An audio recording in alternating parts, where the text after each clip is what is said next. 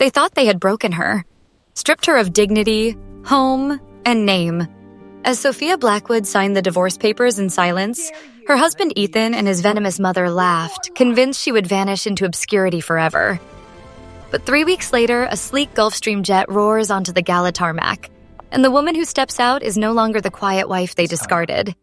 Are you sure? Who is she really? We can't. And what hesitate debt will any she longer. collect tonight? I know, but are we ready? Before we start, We are. make sure to hit like, share, and subscribe.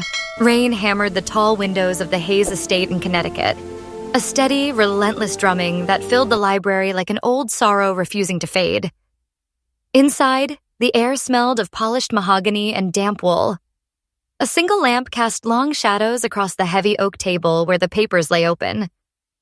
Sophia Blackwood, known here as Olivia Reed, sat straight in the leather chair. At 30, she looked smaller than her years, her fair skin pale against the simple beige trench coat she had chosen that morning. Her long black hair was pulled back plainly, no makeup to hide the quiet exhaustion in her deep brown eyes. She held the pen without trembling. Across from her sat Ethan Hayes, 34, handsome in the way men who have never truly struggled can be. Clean-shaven, blue-gray eyes, short brown hair still perfect at the end of the day. He wore a charcoal suit, the burgundy tie loosened just enough to show impatience. Behind him stood his mother, Margaret Hayes, 60, thin and silver-haired in a pastel pink Chanel dress, pearls gleaming like small accusations at her throat. Her voice, when she spoke, cut sharp and practiced. "Just sign it, Olivia," Margaret said. "We both know you came with nothing. Don't pretend otherwise." Ethan glanced at his Rolex, then at the papers. He did not meet her eyes. Sophia felt the old ache rise. 5 years of small silences, of being the quiet wife who learned to disappear into corners. She remembered the first time she met him, a rainy afternoon in the Hayes Industries office where she worked under the name Olivia Reed. She had spotted the error in the financial projection, a mistake that would have cost millions. She fixed it quietly, slipped the corrected file onto his desk without a word. He thanked her the next day with a smile that felt like sunlight after months of gray. She thought then that love could be simple, that a man could see her heart instead of her last name. She had walked away from the Blackwood fortune after her parents died in the private jet crash the family never spoke of. She swore she would never return to that world of wait and expectation. She wanted ordinary days, ordinary love. Ethan had seemed ordinary once. Now he sighed, the sound tired and final. "It's for the best, Liv. You'll be happier back where you belong." She looked at the decree. $5,000, vacate the premises immediately, cease using the Hayes name. A servant's severance, not a wife's. She signed her name Olivia Reed in careful, even strokes. The pen scratched softly, the only sound louder than the rain. Margaret snatched the folder, flipped the pages, then smiled the tight smile of victory. "Finally," she breathed. "I told you, Ethan. Some people don't belong in our world." Sophia stood. Her trench coat was already damp from the walk to the library. She did not look back at the grand staircase or the crystal chandelier that had never felt like home. She walked out into the foyer where her 2 modest suitcases waited. The heavy oak door closed behind her with a soft, final click. Outside, the taxi idled at the iron gates, headlights cutting pale cones through the downpour. She got in, soaked, shivering. The driver, an older man with kind eyes, glanced in the mirror. "Where to, miss?" She pulled a small burner phone from her pocket, the one she had bought yesterday, untraceable. Her fingers hovered over the screen. For a long moment, she sat still, rain streaking the windows like tears she no longer had. She remembered her father's voice, low and weary after another boardroom battle. "This life will eat you if you let it, sweetheart."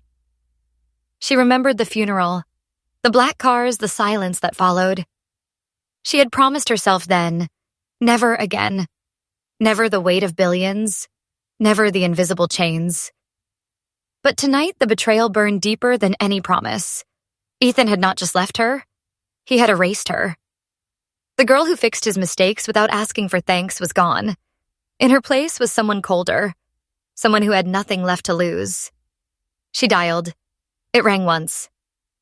"This is the Blackwood private line." A deep, familiar voice answered. "Grandfather," she said, and her voice broke on the word. "It's me. I'm done. I'm coming home." There was a pause, then the sound of an old man exhaling relief and pride in the same breath. "It's about time, Sophia," Arthur Blackwood said quietly. "The jet is waiting at Teterboro. We've been waiting for you." She closed her eyes. The rain kept falling, softer now, as though the sky itself had decided to rest. She leaned her head against the cold glass and let the taxi pull away from the gates. For the first time in 5 years, she felt the beginning of something that might in time become peace. 2 weeks had slipped by like smoke. In the penthouse suite high above Fifth Avenue, the late afternoon light slanted golden across the marble floors. Ethan Hayes stood before the full-length mirror, adjusting the knot of his burgundy tie. The room smelled of fresh lilies and expensive cologne. Outside, the city hummed, indifferent. Ethan looked younger without the weight of argument in his eyes. At 34, he still carried the easy confidence of a man who had always won. His short brown hair was neatly combed, his face smooth-shaven, the blue-gray eyes steady now that the difficult part was done. He wore the charcoal Tom Ford suit like armor, the Rolex on his wrist catching the light. Freedom, he told himself, felt lighter than he expected. No more quiet evenings waiting for Olivia to ask why he was late. No more sideways glances from his mother when Olivia wore last season's dress. He exhaled slowly, almost relieved. Margaret Hayes moved behind him, small and precise in her pastel pink cocktail dress. At 60, she wore her silver hair in the same high bun she had favored for decades, pearls resting against the hollow of her throat like tiny trophies. Her voice, when she spoke, carried the practiced calm of someone who had spent a lifetime arranging outcomes.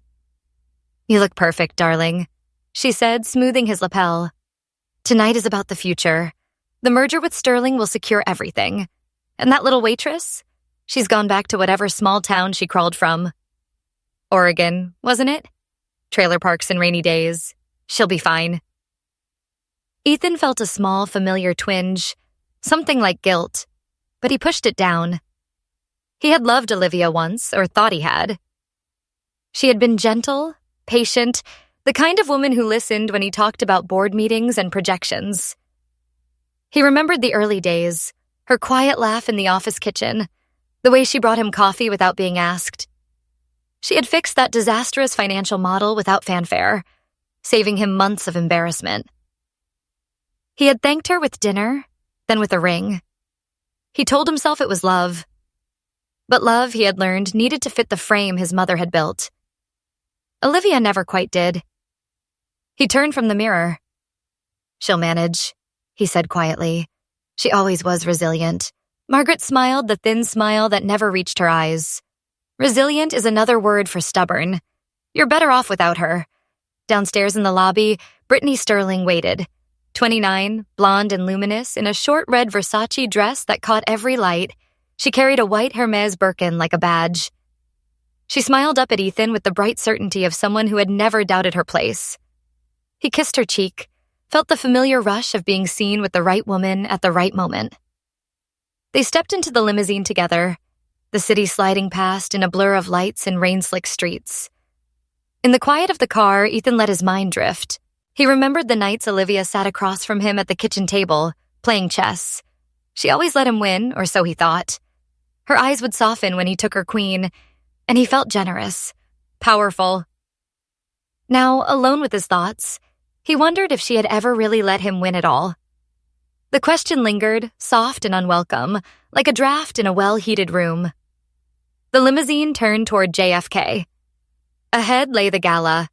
Champagne, cameras, the announcement of the merger that would make Hayes Industries untouchable. Ethan straightened his tie once more. He told himself this was the life he had earned.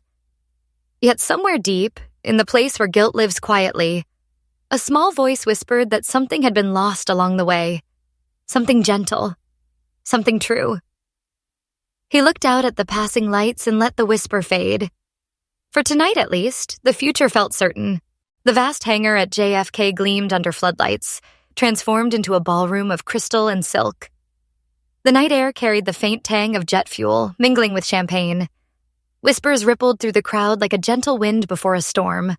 The orchestra played softly, strings humming low.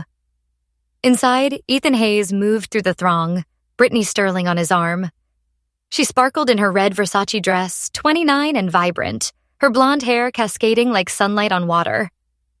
He smiled for the cameras, but his blue-gray eyes held a shadow, something unresolved from the weeks past. Margaret Hayes followed close, her pastel pink Chanel whispering as she walked, silver bun impeccable.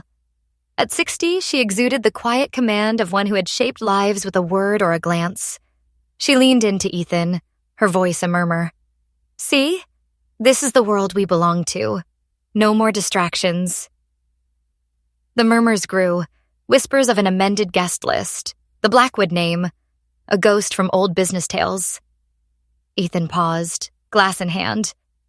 Blackwood, a family of legends, hidden in the shadows of American industry, their aerospace empire vast yet reclusive, older than his own legacy, rooted in innovation and quiet power. He shook his head. Rumors, nothing more. Then the music stopped. The massive doors groaned open, revealing the wet tarmac and the roar of engines winding down.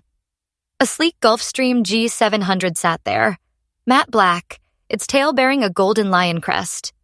The crowd held its breath. Ethan felt his heart stutter. From the jet descended Arthur Blackwood first, 79, tall but leaning on a silver-handled cane, his white silver hair catching the light.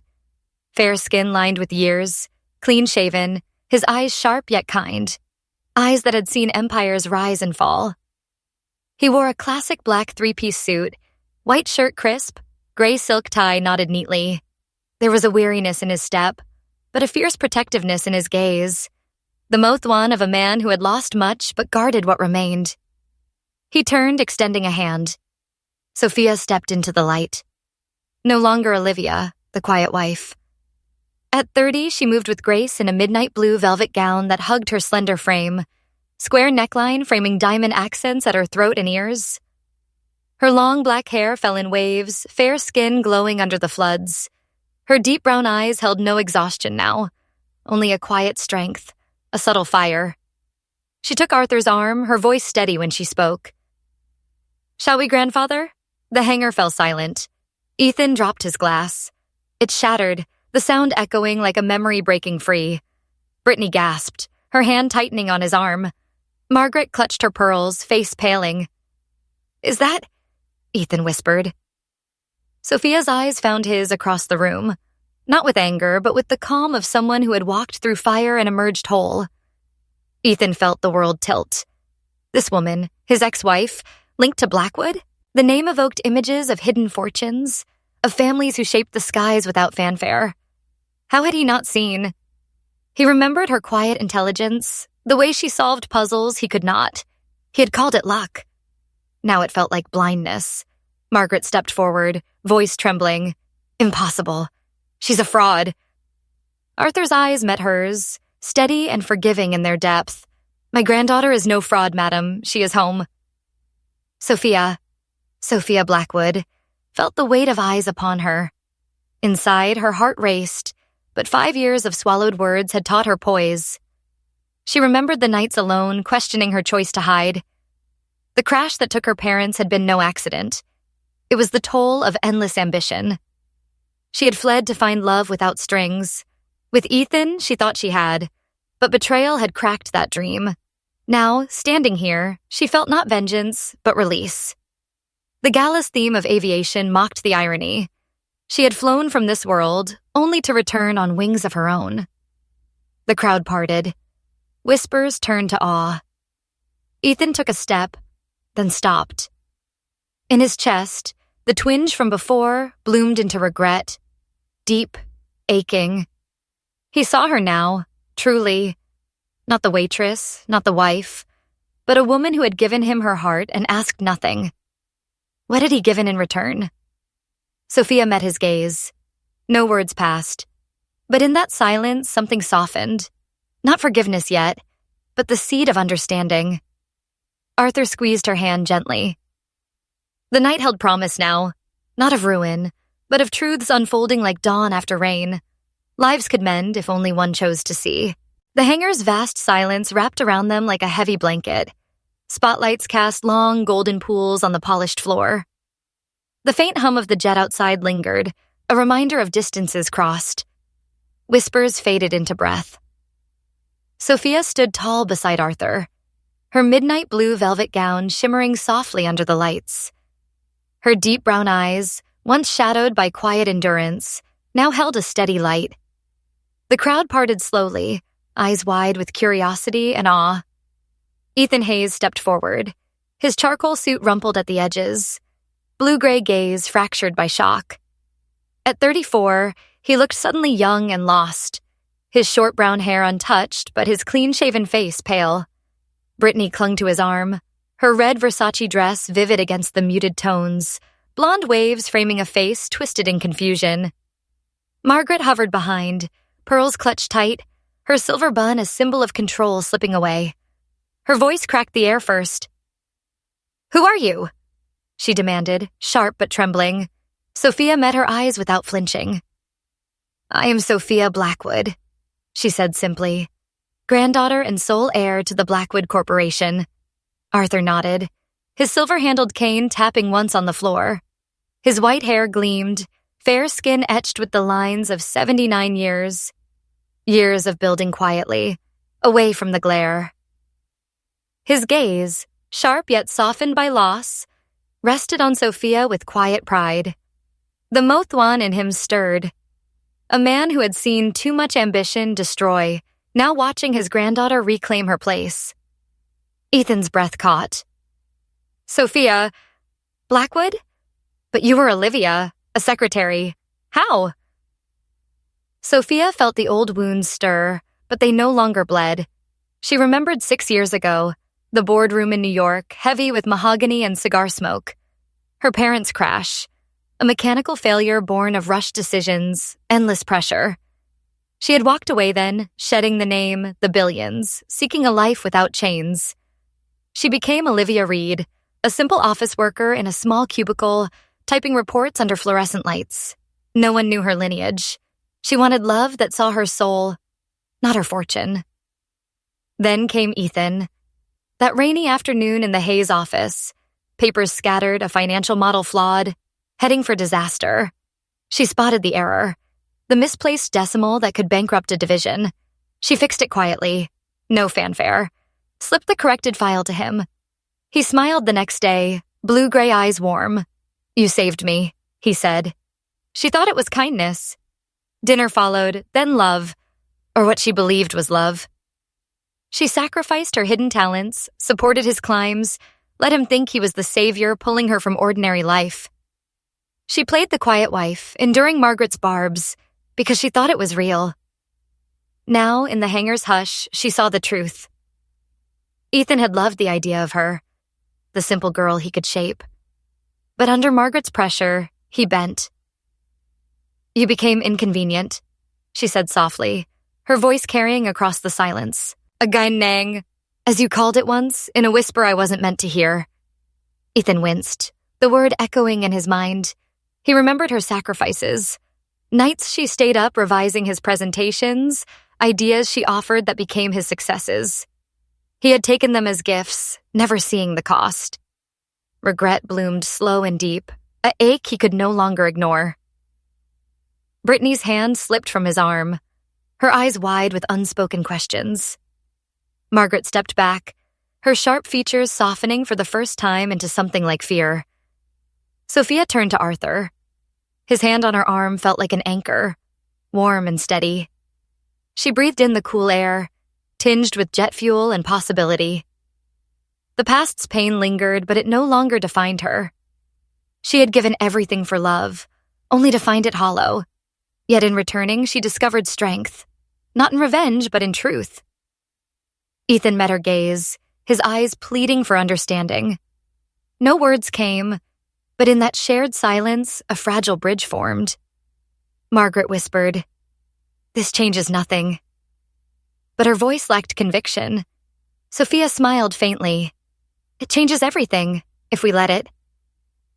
The orchestra stirred again, notes soft as forgiveness, lives intertwined, mistakes acknowledged, and in that gentle unfolding, hope took root. Pain could heal if watered with honesty. Sophia felt lighter, ready to step forward, not as victim, but as whole. The hangar's lights dimmed slightly, casting a warm amber glow over the faces turned toward Sophia. Champagne glasses stood forgotten on tables.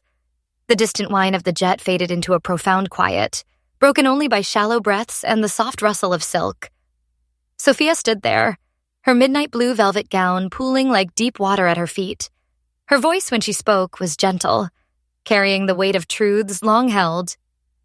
3 weeks ago, after I signed those papers, I called my grandfather. Not for revenge, but for clarity. Arthur nodded beside her, his cane steady, white hair silver under the lights. His eyes, etched with 79 years of quiet battles, held a sadness for what was unfolding. Not triumph, but necessity. She turned to Ethan. The Sterling Group, Brittany's family empire, is drowning in debt. Loans taken to chase markets that crumbled. My family's auditors reviewed it all. Quickly, thoroughly. No magic, just numbers laid bare. Brittany's hand flew to her mouth, her red Versace dress suddenly too bright in the subdued light. 29, vibrant just moments ago, now her blue eyes filled with fear, blonde waves framing a face paling like dawn mist. Ethan felt the floor shift beneath him. His charcoal suit felt heavy, the burgundy tie a noose. He had signed the guarantee last week under Margaret's insistence. A bridge to the merger that would elevate Hayes Industries. Now it was a chain dragging them down. Regret surged, hot and sharp. He remembered Olivia, Sophia, warning him once about overexpansion. Her voice soft in their kitchen, rain pattering outside. He had laughed it off, called her worries naive. How blind he had been. The company his father built, the legacy he thought secure, teetered now because of his choices. Sweat beaded on his brow, his clean-shaven jaw tightening against the rising panic.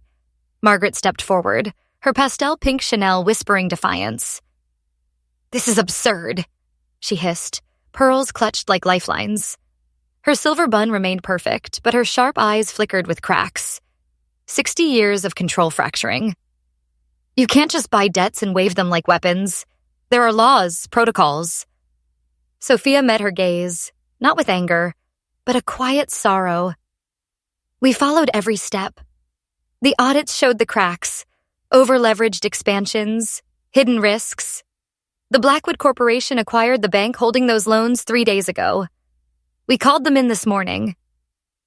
She paused, letting the words settle like dust after a storm. Margaret's threats hung empty, her voice fading into the hangar's vast echo. Brittany turned to Ethan, her hand trembling on his arm, seeking reassurance he could not give. Inside, Sophia felt the echo of her own past pains. She had sacrificed for love, hidden her gifts to fit a smaller world. Now, revealing this, it was not destruction she sought, but awakening. Ethan's eyes met hers, blue-gray depths swirling with realization. He saw now the woman he had dismissed, the one who had fixed his errors without claim, who had loved without condition. The merger's collapse was a mirror, reflecting his hubris. But in that reflection, a seed of change stirred. Margaret recoiled, her threats dissolving into silence. "You'll ruin us," she whispered, but the fight had left her. Sophia shook her head gently. Ruin comes from within, from choices made in blindness. But choices can change. Arthur squeezed her arm, his presence a quiet affirmation. Ethan exhaled, the weight lifting just a fraction. In the hangar's hush, amid the scent of polished metal and fading perfume, a fragile hope bloomed, not for empires saved, but for hearts mended. Truth had shattered illusions, but in the pieces lay the chance to rebuild with kindness. The VIP lounge overlooked the tarmac, its glass walls framing the night sky. Soft lamps cast a gentle glow on the wooden table. The air held a hush, scented with leather and faint cigar smoke from years past. Breath came slow. Sophia sat across from Ethan, her midnight blue velvet gown folding gracefully. Arthur stood nearby, cane in hand, his white hair a halo in the dim light. His eyes, wise with 79 years, watched with quiet concern, the mouth one of a protector seeing old wounds reopen. Margaret paced, her pastel pink Chanel rustling, silver bun tight as her grip on control. At 60, her sharp gaze darted, hiding the fear beneath defiance. Brittany huddled in a corner, red Versace dress creased, blonde waves disheveled, her blue eyes wide with uncertainty at 29. Ethan leaned forward, charcoal suit sleeves rolled up, burgundy tie askew. His blue-gray eyes searched Sophia's face, the clean-shaven jaw set but trembling faintly. "What do you want from us?" he asked, voice hollow. Sophia breathed deeply, the wood's grain under her fingers grounding her. "Not destruction," she said softly, "a chance to see clearly." She glanced at Arthur, who nodded. "We play one game of chess. If you win, Ethan, I forgive the debts. I walk away. Disappear as you wished." She paused, letting the words settle. "If I win, you resign as CEO. Margaret leaves the family estate for a quiet place in Florida." Margaret laughed sharply, but it cracked. "A game? This is childish." Sophia's deep brown eyes met Ethan's. "It's fitting. Remember our rainy Sundays?" Flashbacks stirred. The kitchen table in their old home, rain tapping the window like forgotten promises. Chessboard between them, pieces carved from simple wood. Ethan always moved boldly, thinking himself the strategist, the Yale captain against the secretary. She let him take her queen, her moves gentle, Nyung Yin to keep peace. He never saw her true skill, the way she could see 10 steps ahead. She wanted harmony, not victory. Now, in this lounge's cadet, she saw the symbolism. She had been the pawn, overlooked, pushed forward only to serve. But pawns, when they reach the end, become queens. Ethan felt the memory pull at him. Those games? He had felt strong, generous in his wins, but now doubt crept in. Had she let him? The thought stung, a mirror to his life under Margaret's shadow. He had dismissed Sophia's quiet wisdom, her support because it didn't fit the grand narrative. Regret deepened, a slow ache in his chest. Brittany touched his shoulder, her hand cold, but he barely noticed. Margaret stopped pacing, her eyes pleading with him silently. Sophia leaned back, the leather chair sighing softly. Inside, her heart twisted, not with anger, but sorrow for what could have been. She had hidden her strength to fit his world, sacrificed pieces of herself. The proposal wasn't punishment, it was invitation. To play fair, to see each other truly. Arthur's presence reminded her of her parents' lessons. Power without heart destroys. This game could heal, if they allowed it. Ethan nodded slowly. "I accept." The room exhaled. Margaret slumped into a chair, pearls forgotten. Brittany's eyes filled with tears. Sophia felt a quiet shift. Not triumph, but the dawn of understanding. Chess was more than a game. It was a metaphor for life's overlooked strengths. In yielding before, she had lost herself. Now, in challenging, she offered redemption. The night outside gleamed with stars, promising that even shattered boards could be reset with grace. The chessboard rested on the wooden table like an altar under soft golden light. Ivory and obsidian pieces stood in perfect silence, waiting for judgment. The air in the VIP lounge was thick, heavy with the weight of old wounds and unspoken regrets. Ethan moved first, his hand steady at the beginning. He played aggressively, the way he always had, pushing pawns forward with confidence. At 34, in his rumpled charcoal suit, he still believed he could win. His blue-gray eyes burned with determination. For the first few moves, he smiled faintly, remembering how he used to let Sophia think she was close to victory. He never imagined she had been letting him win all those years. But move by move, something shifted. Sophia played with terrifying calm. Her long fingers moved the pieces with quiet grace, her deep brown eyes never leaving the board.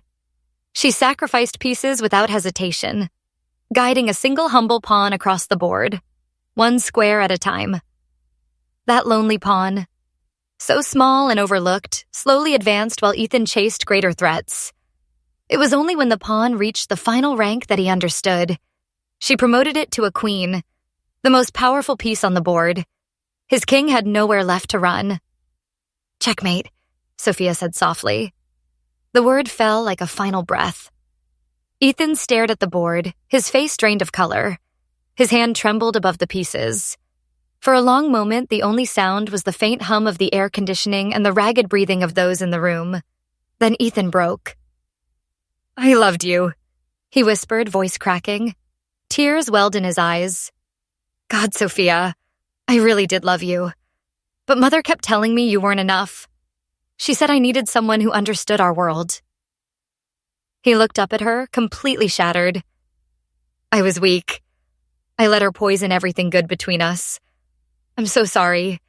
Please, I'll change. I swear I'll change. Give me one more chance. Margaret collapsed into her chair, her face ashen, pearls clutched in a shaking fist. For the first time in decades, the Iron Woman broke completely, silent tears streaming down her cheeks. Sophia sat perfectly still.